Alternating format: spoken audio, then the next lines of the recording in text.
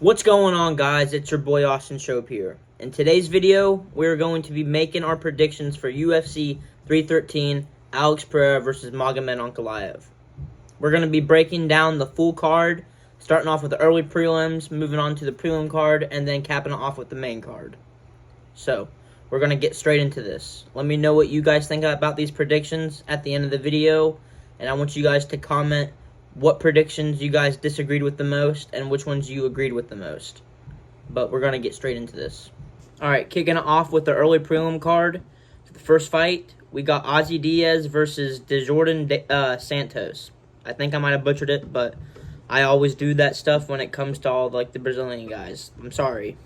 Sorry for all the Brazilians. My bad. But I will say this. Santos is actually super freaking talented. He was a Thunderbird champion. I guess it's some smaller promotion somewhere else. But I actually saw his fight on the Dana White's Contender Series. If you guys aren't watching the Contender Series, I would suggest you guys start watching them. They're on like every Tuesday. But I don't know when the new season starts. But you just tune into that because a lot of those guys that come off of the Contender Series are like serious dudes. So I'm just saying, I think it's my suggestion. But I actually saw Santos get his contract, and this dude's dangerous. You're just gonna have to go back and watch this fight. But I will be going with Santos on this fight. Ozzy Diaz, he's not a bad fighter. It's just I just don't think he's like contender material, and I think Santos definitely has the potential to be a contender. So we'll see how he does in this first fight against Diaz. But yeah, no, I got Santos all the way. All right, next fight we got Chris Gutierrez versus John Castaneda. Now, Chris Gutierrez, he's like one of those guys who's like a good veteran to fight. You know what I'm saying? A good fight for someone who's like an up and comer, maybe like their first like kind of big test before they get into the contenders. But no, Chris, I remember watching his younger brother on The Ultimate Fighter. He didn't do he was decent, but he didn't make it. He didn't get a contract, obviously. But Chris Gutierrez, he's not a slouch. He's like 21-9, so he has a decent record, and he has a lot of wins under his record. So, I'm gonna have to go with Chris Gutierrez on this one. He's just one of those guys who's always showing a good fight every time he fights, and I'm gonna be honest, I don't know too much about this John dude, but I think Chris is gonna get this dub. So he's probably gonna win by decision, but who knows? That's my prediction. So okay, last fight on the early prelims, we got Myron Santos versus Frank Marshall. I'm just going to tell y'all straight up, I'm going with Myron Santos on this fight. If you didn't see his contract-winning performance against Con Offley in the Ultimate Fighter finale, oh my goodness, dude. He, literally spun his head back. It was crazy. Y'all need to go back and watch that knockout. No, dude, Myron Santos, he's this might be too early to say it, but I mean, dude, this dude might honestly be a champion one day. He's that good. He's 15-1. He's maybe in his early 20s, and he's already super skilled and dangerous. I mean, it's just you don't really see it that often in that young of guys. Yeah, nah, dude, that dude's gonna be a problem for the featherweight division. I'm gonna be honest. So that's all I gotta say about him. If you don't know who he is, I guarantee. I just go watch the Ultimate Fighter, where it's Conor McGregor and Michael Chandler. Y'all need to go watch it, and yeah, that's it. No, wait, hold on. I lied. You guys need to go watch. It's the Alexa Grasso and Valentina Shevchenko Ultimate Fighter. So go watch that one. He's on there. And yeah, so y'all let me know about this fight, about this predictions. But we're going to be moving on to the prelim card. So let me know what y'all think. Okay, for this fight, we got Alex Moreno versus Carlos Leal. I'm going to have to go with Carlos Leal on this one. Carlos Leal, he lost his last fight, which was his UFC debut against Rinat Fakhretdinov. I think it might have been on short notice, too. I don't know, but Fakhretdinov's pretty good. The only reason why I'm going with Leal on this one is because Alex Moreno hasn't been promising recently. At first I used to like him, but now I just don't think he's that good anymore. I think Carlos Leal will probably win by decision on this fight. I don't know. I just don't think Moreno is as good as he used to be. I'm not saying he was a contender material fighter or anything. He was just a decent fighter, but now it's just he's he's gone downhill. So I'm gonna pick Leal on this one. All right, the next fight is Bruno Ferreira versus Armen Petrosyan. Now, Armen Petrosyan fought Shara Bullet last time. Shara Bullet knocked him out with that spinning back fist, the double spinning back fist. Dude. Bruno Ferreira is also a powerhouse, dude. He hits really hard. He has knockout power. So I'm going to go with Bruno Ferreira on this one. I don't know much about Petrosyan. He looked decent against Shara until he got knocked out. So, and I think Bruno Ferreira is going to do the same thing. I think Bruno Ferreira is just going to go out there and knock him out. So, I don't know. I think Bruno Ferreira has really heavy hands for the middleweight division. I think he hits really hard. So I think that's what's going to get him the knockout. And I don't know. I think Petrosyan's a decent fighter. I'm not going to lie. But I think Ferreira is far more skilled than him. So that's my prediction. Okay, next fight on the prelim card, we got Joshua Van versus Ray Teixeira. Ray Teixeira was the guy who won Road to the UFC. He knocked his guy out in the first round. And he had a fight against, I think his name was Carlos Hernandez or whatever. He beat him, don't get me wrong, but he had a really hard time with that fight, in my opinion. I feel like he had a lot of struggles. He's 10-0, don't get me wrong. His record shows that he's good, Teixeira, but I don't think he's fought anybody that skilled. Now, like I said, in his first fight in the UFC, he had trouble. He did win the fight, but he had trouble. And the dude that he fought is, I don't want to say he's a can, but he's not really that good. He hasn't really fought anybody. You know what I'm saying? So I'm just kind of putting this together, Joshua Van is honestly my personal favorite flyweight in the division. I think he's super skilled on the feet, and Teixeira, all he has is grappling. He just grapples and he'll choke you out or whatever. He'll submit you. I know he knocked his guy out to win the contract, but all the fights I've seen of him, he's just been grappling the dudes, just grapple fucking them. It's insane. So, and Joshua Van has pretty decent takedown defense. So, I'm going to have to go with Joshua Van on this fight. I honestly think he could knock him out. So, he's going to be the first one to give Teixeira his first loss, his first taste of defeat, and I'm looking forward to it. So, y'all tune into that matchup. Every time Joshua Van fights, it's always a banger. It's always a war. So let me know. All right, next fight, we got Curtis Blades versus Rizvan Kuniev. Rizvan Kuniev is 12-1. He came off the Contender Series. Listen, the guy must be pretty good if he's getting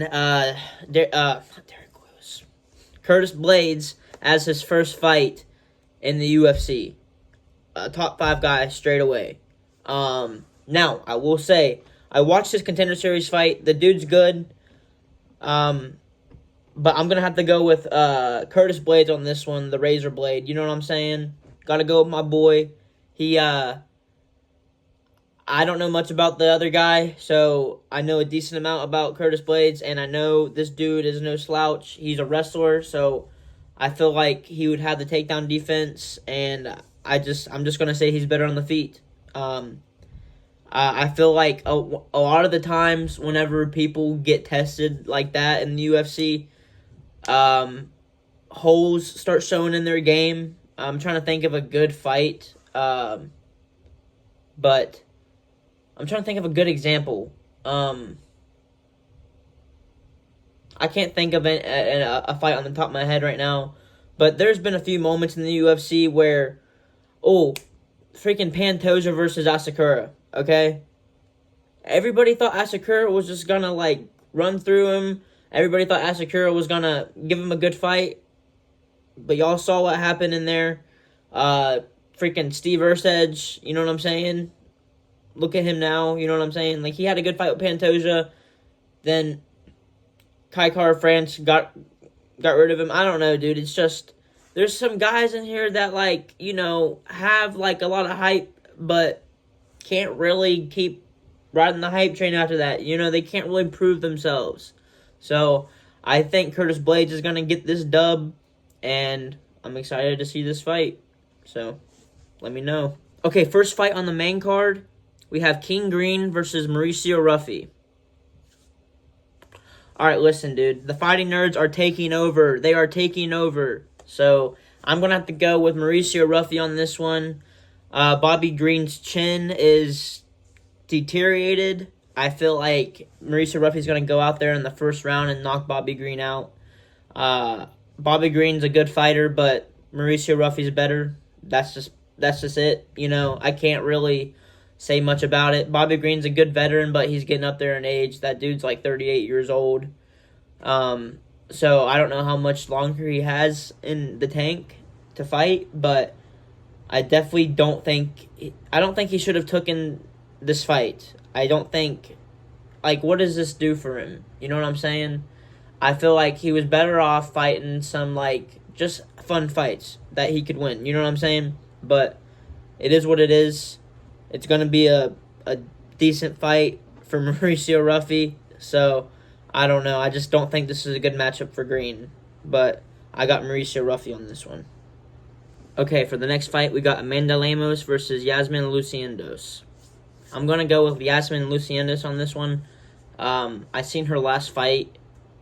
She's really skilled, and you can tell that she has a lot of heart. She's also extremely young. She's like in her 20s, and Lemos is like 37. So you typically, when it comes to the women fighters, they don't last that long as like the men fighters in age.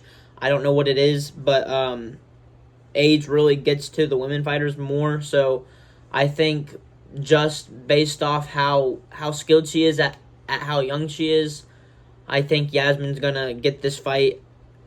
I'm gonna say she's gonna submit her. I don't know in what round, probably the third round, but I think she's gonna get it done by submission. So let me know what you guys think about that prediction. Okay, next fight, we got Jalen Turner versus Ignacio Bahamondes.